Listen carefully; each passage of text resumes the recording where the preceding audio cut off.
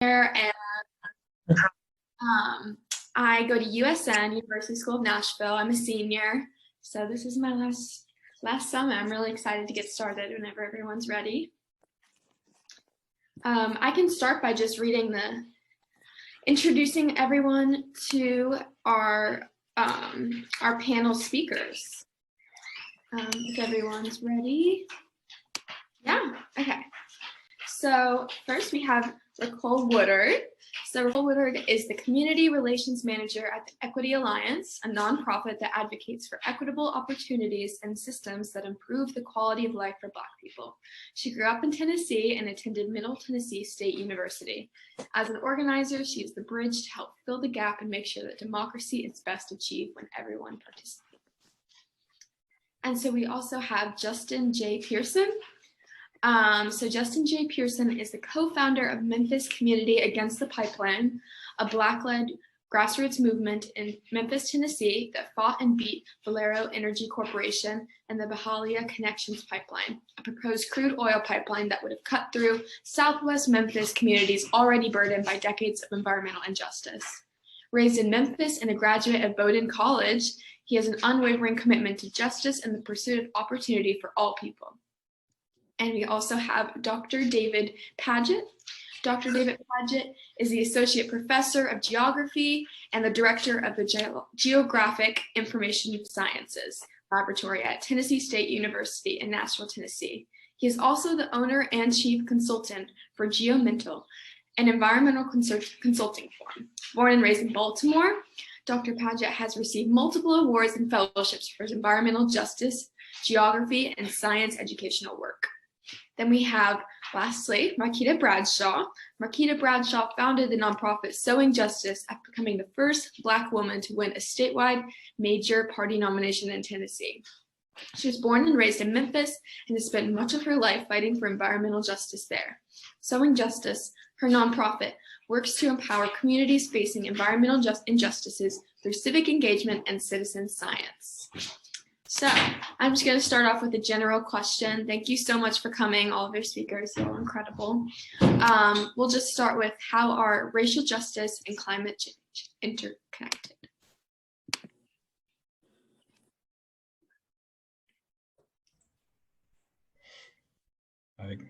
I guess I'll go first. Good morning, good afternoon. I'm on the East Coast right now, but I guess if you're speaking in terms of the world as it is right now, race, ethnicity is intertwined in everything that we do, and none of us can escape the climate. We can't escape the troposphere. And so anything that changes in the, in the atmosphere and climate is going to have an additional impact upon the ethnic and racial injustices that we see today. I guarantee you that at some level, I know for a fact that what's happening between Russia and Ukraine right now has everything to do with ethnicity, the kind of ethnicity we really don't understand in this country. But if we dig further, I can almost guarantee you that there's some climate change, earth systems issue that's buried under that. Just as we saw with Syria a few years ago, how it was actually a drought that led to all the war and death and destruction that we saw in Syria and prompted ISIS to come to the fore.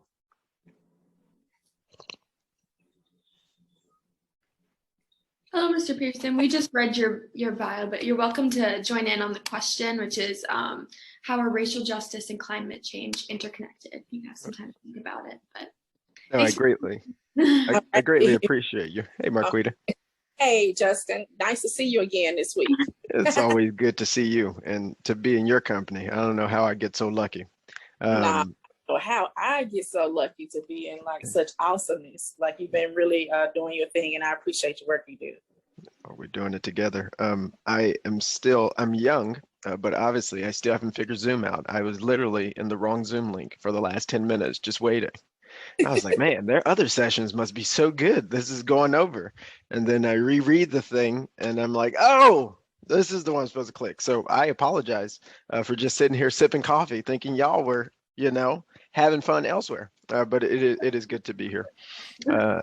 I am Justin J. Pearson. I have the good fortune of being president of Memphis Community Against Pollution, formerly Memphis Community Against the Pipeline, and our work is focused on this question, right, of environmental justice. And there have been a lot of great people, like the folks who I'm fortunate to be joined with on the panel, who've done this work for a long time. But the intersection of racial justice and climate justice and why it matters is because of the effects that it has to us in the present day. It's our bodies that are being sacrificed. It is our lives that are being cut short by not days or weeks, but years and decades because of what's happening in our environment.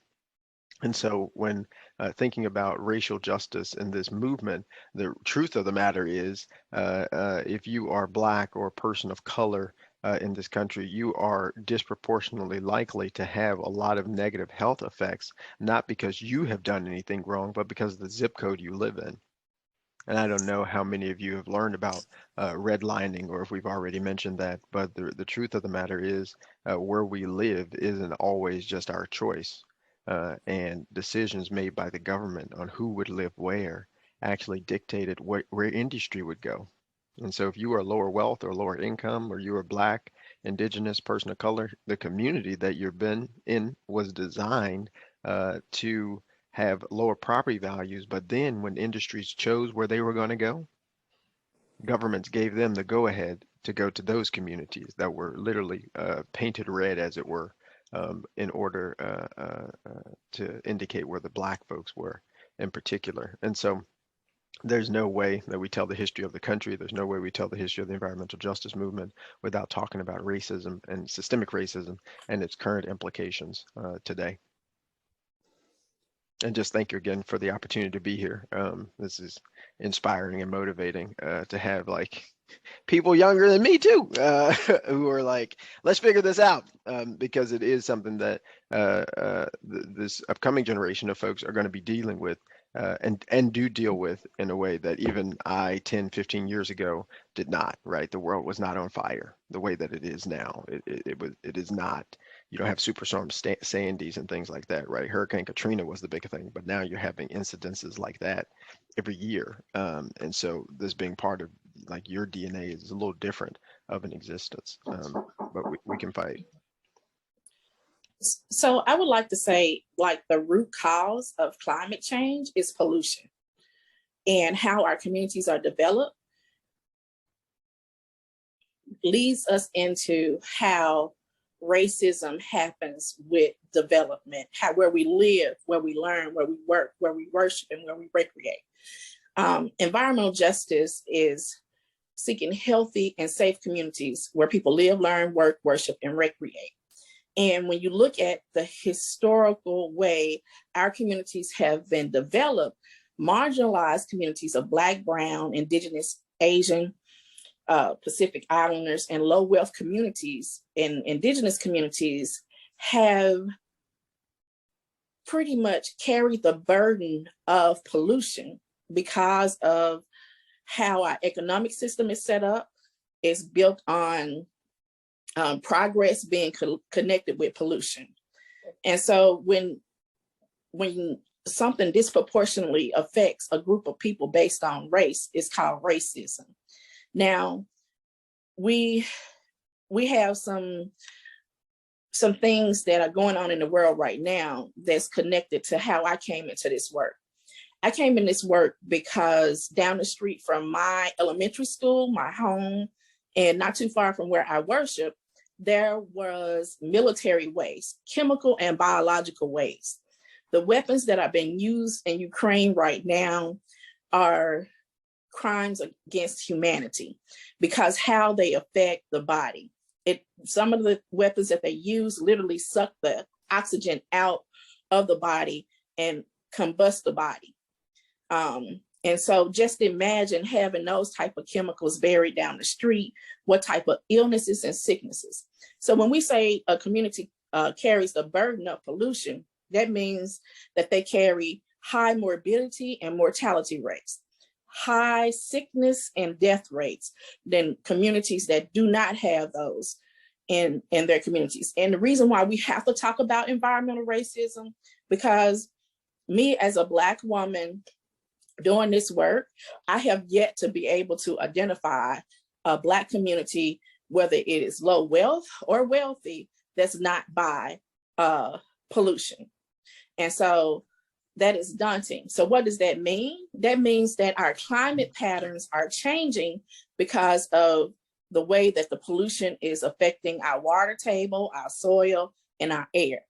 And that means when the glaciers melt in Iceland and Greenland and make our river flood higher here in the Mississippi and goes down to the Gulf, where you have warmer water and colder water interacting, then you start seeing these increase in weather patterns where there are extreme weathers in places where it used to didn't be. And those communities that actually have those issues, like North Nashville, South Memphis, and rural areas in Tennessee that are white, low wealth communities, are having the burden of pollution because of the climate change issues with the tornadoes and the strong winds and the heavy rains and even ice weather. When we weren't, like last year in Memphis, we actually experienced water scarcity for the first time because our temperatures were so low that it froze our pumping station and the water was unsafe to drink. And so these are some clear examples of how communities of colors experience not only the pollution with their bodies, but then also it takes away the economic health of a community to live in pollution. And I hope I'm not taking too long, but I just want you to understand your health is tied to your economic health and wealth.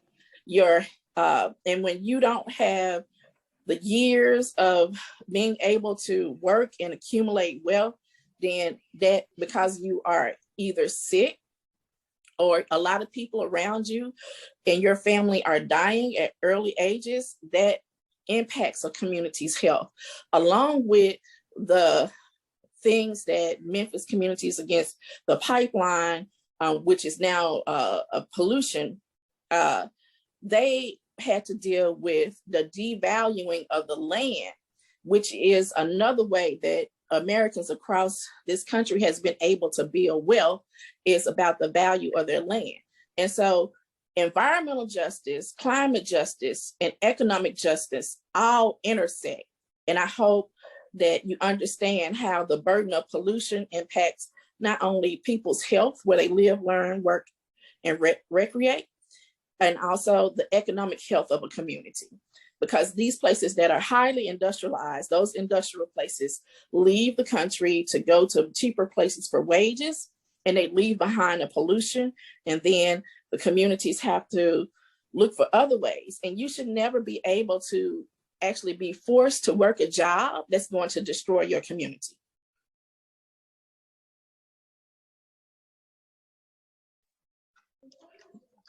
Look, I'll piggyback off of Marquita Bradshaw because I know we're headed to the next question. So I want to lead this into that next question, because I agree with Justin, I agree with Marquita, I agree with Mr. David.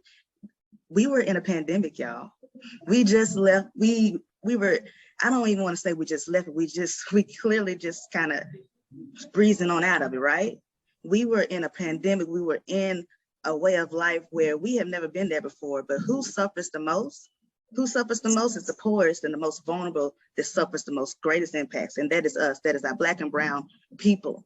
And what was going on is, if we want to talk about Tennessee, Medicaid expansion, insurance, we had the highest death rates of Black and brown folks that we can ever see. We almost lost the entire community and an entire village because of lack of insurance, lack of resources, lack of access.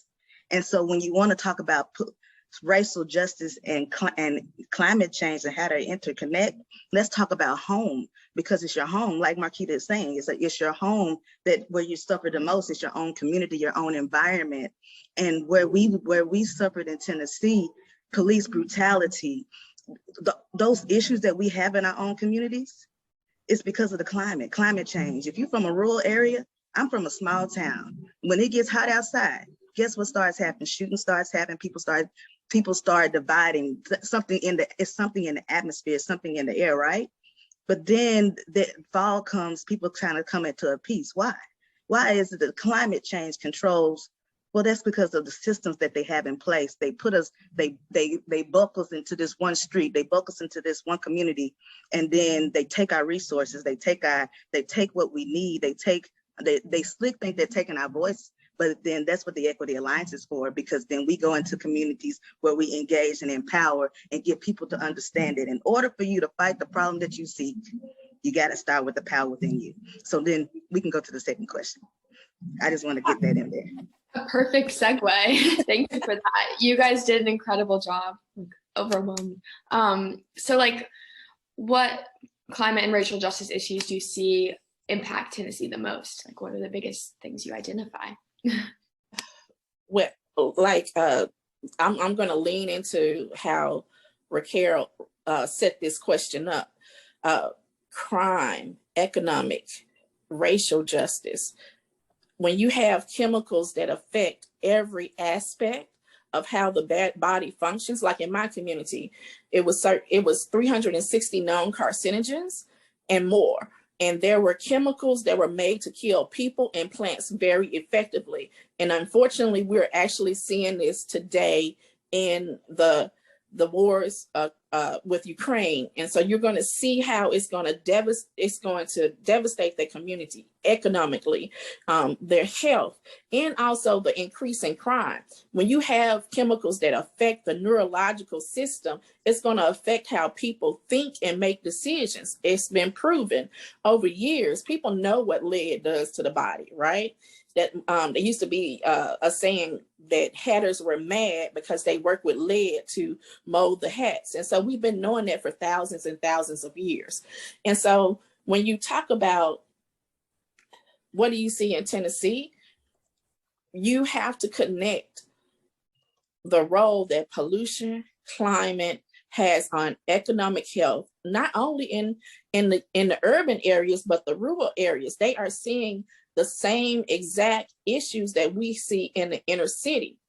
And don't let it be just because we look a certain way that we're not experiencing environmental racism.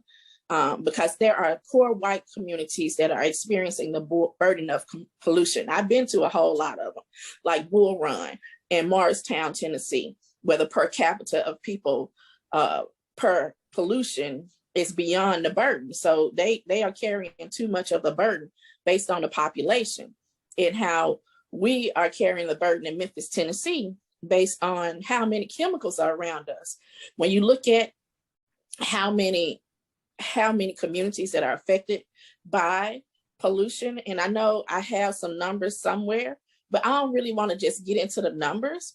But when you see where the communities are impacted the most by industrialization, where it's heavy pollutants, they are the poorest counties in Tennessee.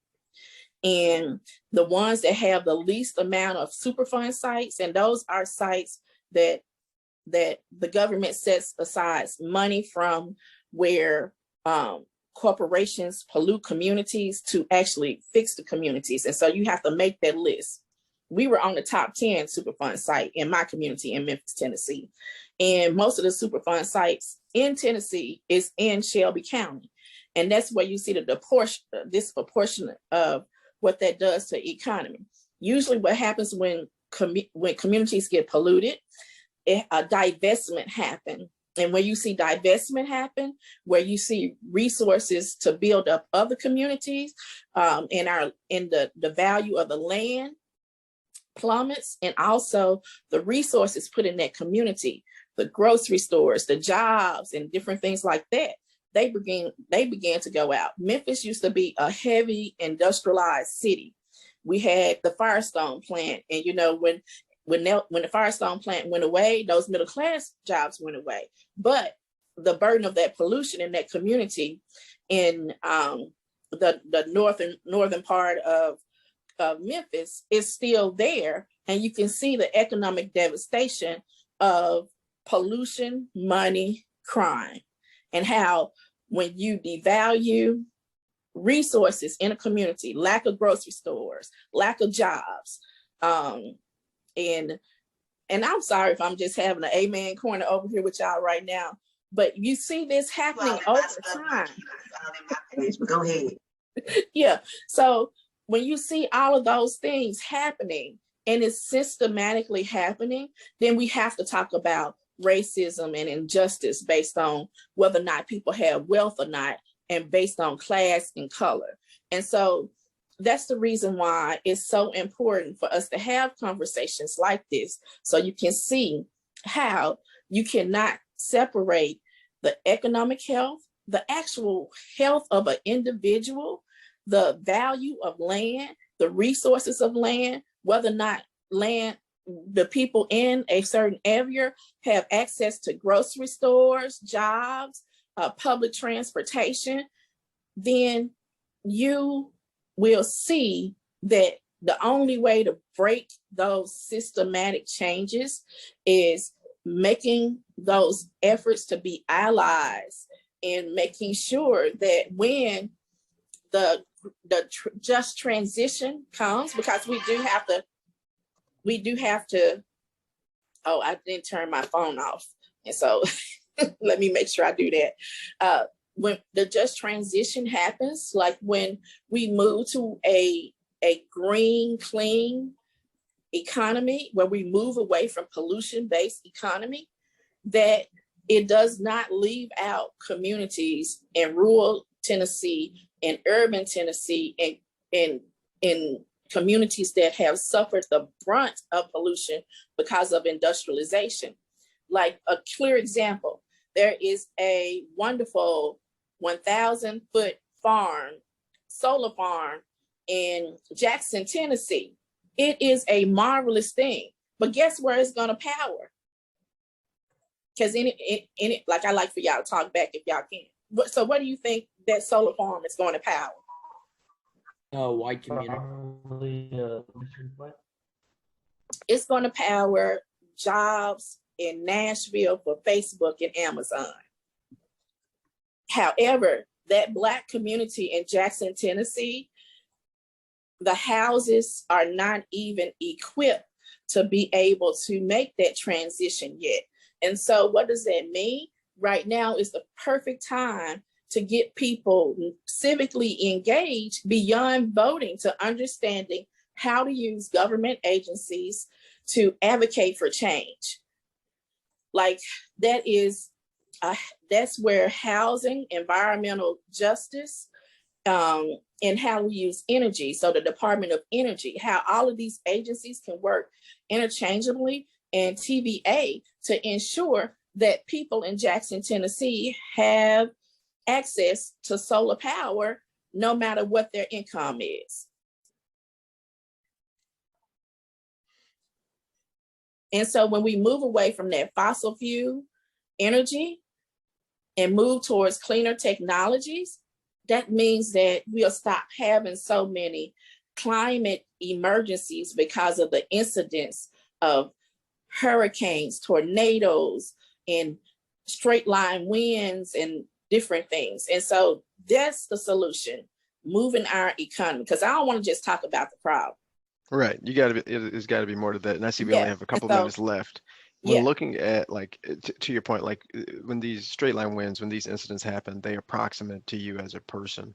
And I think looking for things that are happening in Nashville, looking for things that are happening in the community that directly impact you, and then joining sort of those movements that are rising is important. And particularly following the leadership of Black people and Indigenous people and communities of color and lower wealth communities, because those are the communities and the voices that actually have the solutions for the problems, because unfortunately we've been faced with them the longest. I have one thing that I put in the chat, and if all of y'all did it right after this would be great. Tuesday, the State House is deciding whether or not to take away all power from counties to protect communities from fossil fuel infrastructure. This came out 2 days ago. We have to fight it to try and stop it Tuesday. If you go to memphiscap.org/take-action, you can send an email to the House Commerce Committee and the Senate Commerce Committee. It's a bill written by oil companies to actually take local control away from preventing pipelines from being by houses, schools, churches, or water resources. And so this is a very active issue. Need your help. If you would, memphiscap.org/take-action. That'd be great. And then I'll plan to pass it to RaCarol and then Dr. Padgett. I know we'll be out of time.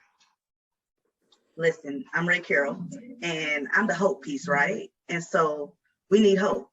And people are looking for that, and they're searching for that more than they want somebody to give them some answers. So what is it that we can do in our own communities? How can we do this now? How can we make this change? How can we create the change that we seek? Listen, I just need y'all to come to our website, www.theequityalliance.org. Join our volunteer team, because we're hitting the streets. We're becoming boots on the ground, and we call it even our vote mob, that is my baby. And so what we're doing is we're going from every community, and even Miss Marquita Bradshaw knows that we're going from Memphis to Chattanooga to Nashville, but also now we're touching those surrounding counties, those small places, because everybody needs to be touched, but everybody needs hope. Because this right here, you see the bad things, you even see the things that are not great, but success looks like, again, creating our own power, coming together. If we create our own power, we can create policy change. That policy can create better insurance. It can create better funding for our schools. It can create better streets, better sources, better light sources, better power sources for our own communities. We just have to create our own power. And so it's called coming together. I need you guys to plug into everybody that's on this call. But please go to Mr. David, because I don't want him to miss his time. Go ahead. Yeah, I just have a couple things. Yeah, a couple things to say. Those of you who are studying sciences, I'm a geoscientist and earth science scientist. Most of the people involved in environmental justice come from theological backgrounds. Dr. Robert Bullard, who is the father of environmental justice, he's a sociologist. Dr. Beverly Wright is a sociologist. But the problems that we're faced with deal with air, water, land. We need chemists, geoscientists, earth scientists, atmospheric scientists. But we are not trained traditionally to get involved in social justice issues. What can you do today? If you want a purple air sensor, I put my email address in there, I can get one to you for free. That's community-based air sensing. The government does air sensing, makes things look great. Things might look great on a government sensor. In your neighborhood, if you have an asthmatic child, if you're asthmatic, you might not want to be outside on the day the government says that the air is safe. The only way you can combat that is to have your own community-based air sensor. I'm working with a program to get air sensors, purple air sensors that collect particulate matter data to every community in the United States that doesn't have one. So reach out to me, I'll get you a sensor. Though you don't have to pay for the shipping. Just get into contact with me. But if you're studying the sciences, chemistry, biochemistry, physics, consider getting involved in this social justice movement. Even though you're not going to have any classes in that, nobody's going to push you in that direction, especially not your teachers and professors. But we need you out here, because when we're fighting against environmental injustice, we're fighting against earth science related issues.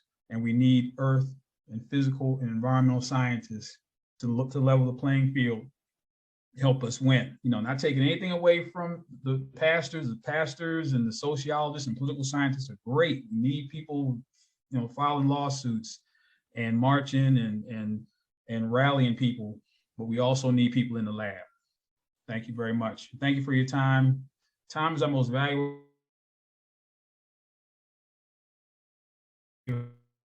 person is your time, because you'll never ever get back. Thank you very much. Thank you, everybody. Thank you for having me. Go to sowingjustice.org to find out more information on how you can get plugged in and increase in civic engagement, and also how to use citizen science to improve issues with environmental racism and injustice. Thank you so much for coming today. It's incredible hearing from all of you. Thank you. Great. This was amazing. Great team, and I love the panel, but great. Thank you, students. I appreciate it. And we work in coalition too. So make sure you go to everybody's website and sign up, We I need know. I'm people. like, we got to get back together. Hold on. This was I need good. Dr. We need to Padgett do on a my tag board. team. I need, just hold on.